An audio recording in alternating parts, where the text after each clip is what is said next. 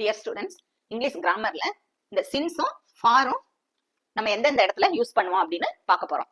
சின்ஸ்னு எடுத்துக்கிட்டீங்கன்னா is used with a point of time.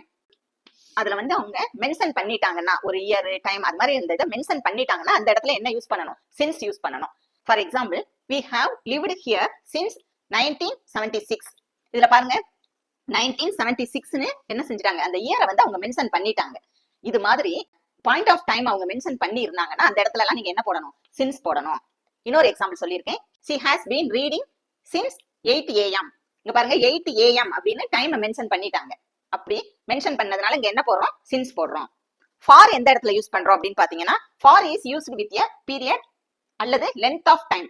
Correct time correct இயரையோ அதெல்லாம் mention பண்ணாம ஒரு பீரியட் ஆஃப் டைம் அல்லது அந்த லென்த் ஆஃப் டைம் டயத்தோட லென்த் அவங்க குறிச்சாங்கன்னா அந்த இடத்துல வந்து நம்ம ஃபார் யூஸ் பண்ணணும். ஃபார் எக்ஸாம்பிள், ஃபர்ஸ்ட் எக்ஸாம்பிள் பாருங்க. we have lived here for 10 years. இங்க பாருங்க 10 years அப்படின்னா ஒரு பீரியட் ஆஃப் டைம் அவங்க சொல்லியிருக்காங்க. அந்த இடத்துல என்ன யூஸ் பண்ணியிருக்காங்க? For. Next example, we have been waiting for the bus for 30 minutes. அதாவது 30 நிமிஷமா பஸ்ஸுக்காக வெயிட் பண்ணிக்கிட்டு இருக்கோம். இங்கேயும் பாருங்க அந்த லென்த் ஆஃப் டைம் சொல்லிட்டாங்க. அப்ப என்னது இது? இங்க ஃபார் யூஸ் பண்ணியிருக்காங்க. தேங்க்ஸ் ஃபார் வாட்சிங் ஸ்டூடெண்ட்ஸ்.